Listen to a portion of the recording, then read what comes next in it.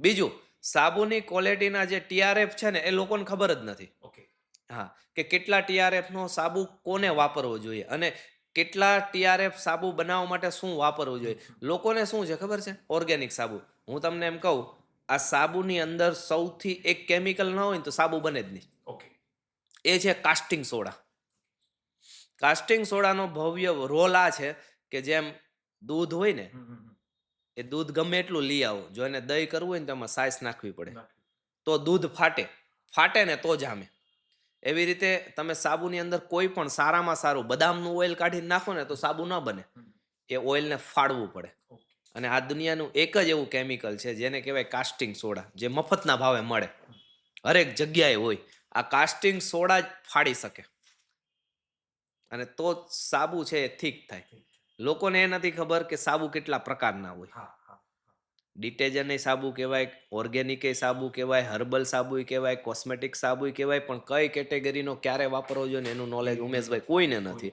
અને હું આપના સાથે આજે જે વાતચીત કરું છું ને એની અંદર એક જ મેસેજ આપીશ કે સાબુના કલર અને ફ્લેવર ઉપર તમે સાબુ ના વાપરો. તમારા શરીરને કેટલું સુટેબલ છે ને એના ઉપર વાપરો. ઘણી વખત એવું બને કે હું તમને કહું, તમને લીમડાનો પાન છે એ હદે છે, મને નથી હદતું. હું આજે આના ઉપર એક બીજો મેસેજ આપું છું. સાબુની વાતને આપણે થોડી સાઈડમાં રાખીએ અને 8, 9, 10 વર્ષના બાબા હોય કે બેબી હોય ને એના વાળે વાઈટ થઈ ગયા. ઘણી જગ્યાએ તમે જોવા મળે છે. એનું કારણ શું છે ખબર છે ઉમેશભાઈ? એનું કારણ છે કે એ વ્યક્તિ હોય ને એનામાં પિત્ત દોષ હોય. આજે વધારે પૂરતું જે જંક ફૂડ ખાવા માંડ્યું ને, એટલે હરેક વ્યક્તિની, અમે નાડીવેદ છે, અમે નાડી ચેક કરીએ ને એટલે અમને ખબર પડે કે આટલું પિત્ત છે. હા, પિત્ત દોષ થઈ ગયો. હવે પિત્ત દોષ જ્યારે તમારા શરીર પેટમાં પિત્ત શરૂ થયું ને, તમને સૌથી પહેલો મુદ્દો શું આવશે ખબર? તમને તીખું ખાવાનું મન થાય, તમને ખાટું ખાવાનું મન થાય. આ બંને ખાચો ને એટલે તમારા શરીરની અંદર જે પિત્ત છે ને એ ગરમ પકડશે, એટલે તમારા શરીરની અંદર સાઈડ ઇફેક્ટ શરૂ થશે.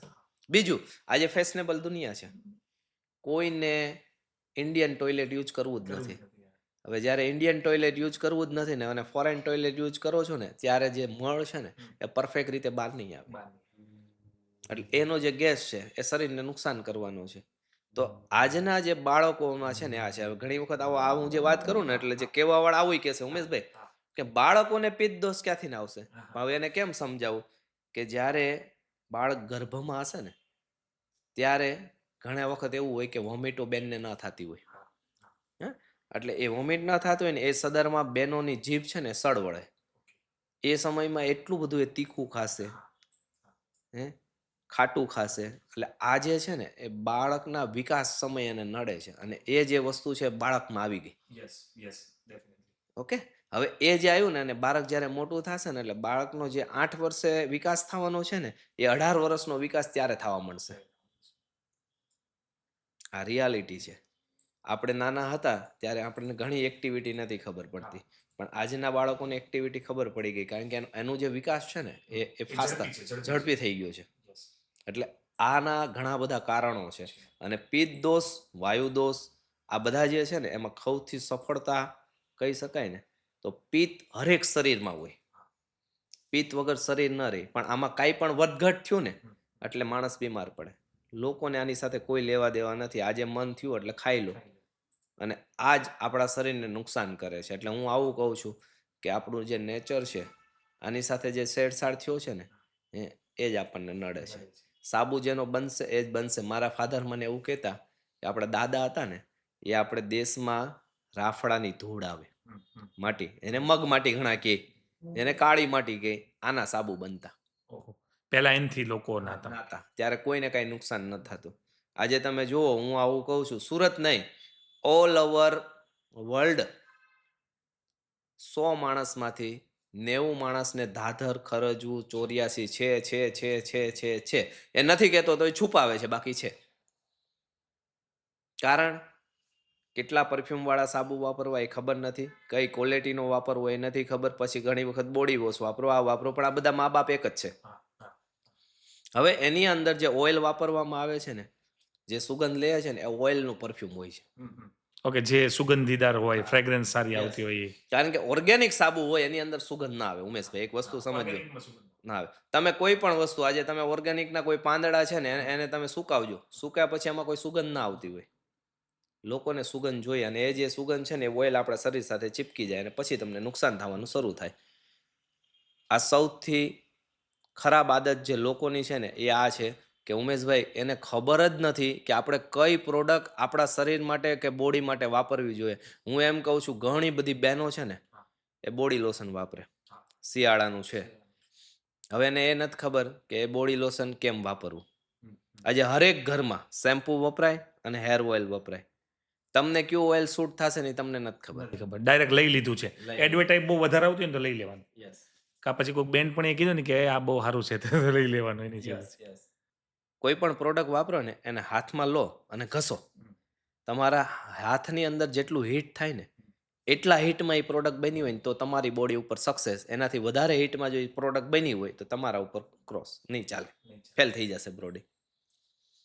બીજું, તમે 200 ગ્રામની પ્રોડક્ટ લાવો પછી માર્કેટમાં 1 લીટરની પ્રોડક્ટ બાળશો ને એમાં 50% ઓફ હશે ને હાલ તમે છે ને 1 લીટરની પ્રોડક્ટ બસ પકડશો પણ ખરેખર એ નુકસાન કરે છે.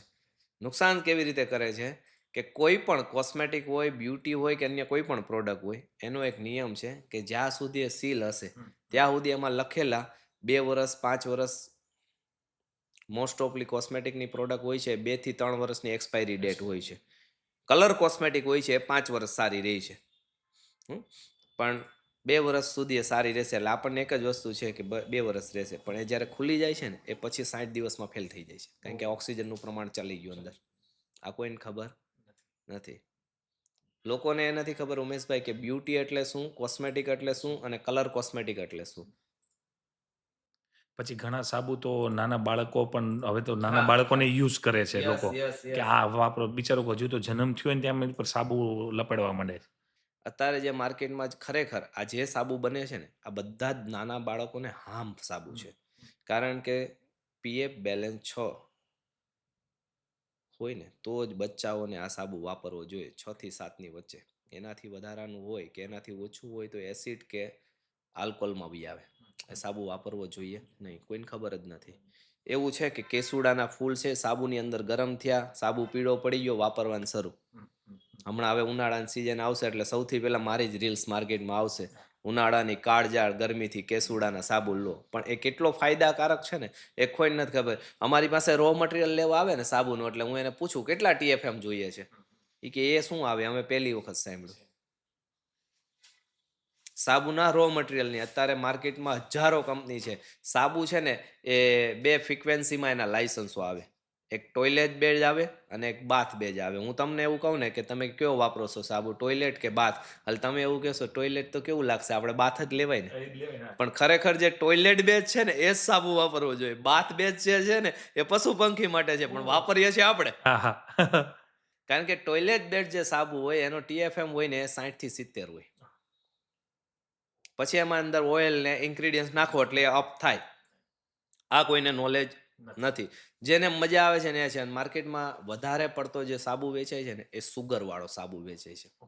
કારણ કે સાબુનું જે રો મટીરિયલ છે ને એ 60 રૂપિયાથી કિલો લઈને 1500 રૂપિયા સુધીનું કિલો આવે છે. અત્યારે કોઈ પણ એક બ્રાન્ડ ચાલી એટલે માર્કેટમાં એની કોપી થઈ અને સોશિયલ મીડિયામાં ધમાકો મચાઈ જશે અને એ જ વાપરશે. એની કલર એ ફ્લેવર અને આજની યુવા પેઢીને વચ્ચોવચ લઈશ કે આજની યુવા પેઢી સક્સેસ નથી ને ઉમેશભાઈ. એનું પહેલું રીઝન શું છે ખબર? કે કોઈને પોતાના બ્રાન્ડ માટે મહેનત નથી કરવી, બીજાની જે સક્સેસ પ્રોડક્ટ ચાલે છે ને એની કોપી કરવી છે. આજે આપણે સુરતમાંથી જુઓ કેટલા બધી પ્રોડક્ટો ડુપ્લિકેટ ઘણી નીકળે છે. હું તમને કહું કોસ્મેટિકમાં બહુ થઈ ગયું. હા, મોટી મોટી કંપનીઓના બ્રાન્ડેડ કંપનીઓ છે એના કોપી નીકળી ગયા. હવે તમે આ મને કહો છો ને તો મને એક વાત યાદ આવે છે. હું આજે છે ને રીલ્સ જોતો હતો બેઠો બેઠો. મને એક એવી પ્રોડક્ટ ડુપ્લિકેટ જોવા મળી કે હું દાંત કાઢી કાઢીને બઠ્ઠો પડી ગયો. એક ભાઈ કોલસા બનાવતા હતા. એ કોલસાના ઠેલાની અંદર પથ્થર થોડાક લઈ આવ્યા, એની ઉપર સ્પ્રે મારતા હતા, બ્લેક પથ્થર ને કોલસો કરીને જવા દેતા હતા. એટલે ટૂંક સમયમાં કોલસો આવશે ડુપ્લિકેટ જેથી પકડાય ને. હા, મેં આ રીલ્સમાં જોયું. એની અંદર છે કેવું એઝ અ મોટિવેશનલ આપણે વાત કરીએ ને ઘણી બહુ ડીપ નોલેજ છે તમને સાબુનું. આટલું બધું એટલે કે આવું હોય કારણ કે એક યુઝ કરવા વાળાને શું હોય આજે હું છું ને તો જનરલી ફેમિલી વાળા જે લાવતા હોય તો લાવે ને લઈને સીધું લગાવી દીધું. મને પોતાની નથી ખ્યાલ હા, કે સાબુને પણ આ જોવું પડે એટલું ધ્યાન. જો પણ હું કહું છું ને કે સાબુ આપણે તમે જોશો ને કે હું જોઈશ તો જેને ખબર જ નથી ને એ શું છે સાબુનો કલર, પછી સાબુ ખુલ્યા પછીની ફ્લેવર, બસ જો આ ફ્લેવર મગજમાં ફિટ થઈ ગઈ એટલે સાબુ બેસ્ટ.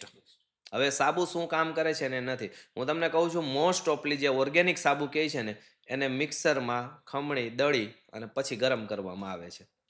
હવે ગરમ કરે એનાથી નહીં પ્રોબ્લેમ નથી, મિક્સ કર્યો એનાથી નહીં પ્રોબ્લેમ નથી, એ સાબુ કેટલો ગરમ કરો ને કોઈને ખબર જ નથી. હા, કેટલી ડિગ્રી પર રાખવો જોઈએ?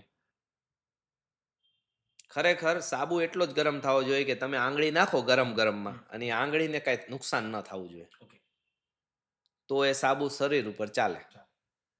કારણ કે આંગળી કરતાં શરીરની જે સ્કિન હોય ને એની કરતાં પટલી હોય. અહીંયા કોઈને ખબર નથી. ખરેખર મારું તો આવું કેવું છે તમામ સાથી મિત્રો જે કોઈ આપણો આજનું પોડકાસ્ટ જોશે ને કે જો તમે પ્રોડક્ટ બનાવો ને કોઈ પણ તમારી બ્રાન્ડની તો બેસ્ટ ક્વોલિટીની બનાવો કે જેનાથી તમારી પાસે કસ્ટમર ગમે ત્યાં હોય ત્યાંથી ના આવે, જેનાથી નુકસાન થાય ને એવું ના બનાવો. જો તમે તમારો પરિવારને નુકસાન કરવા રાખશો કે અન્ય પરિવારને નાખશો તો તમારો બિઝનેસ આજે નિષ્ફળ થશે ને કાલે નિષ્ફળ થશે. કેટું યસ, આપણે બિઝનેસ કરીએ છીએ એટલે ક્વોલિટી તો આપવી જ પડે કોઈ પણ પ્રોડક્ટની અંદર, અને પ્રોફિટ પણ કરવો પડે કારણ કે બિઝનેસ કરીએ છીએ એટલે. તો ક્વોલિટી અને પ્રોફિટ આ બંનેની વચ્ચે તમે બેલેન્સ કઈ રીતે રાખો?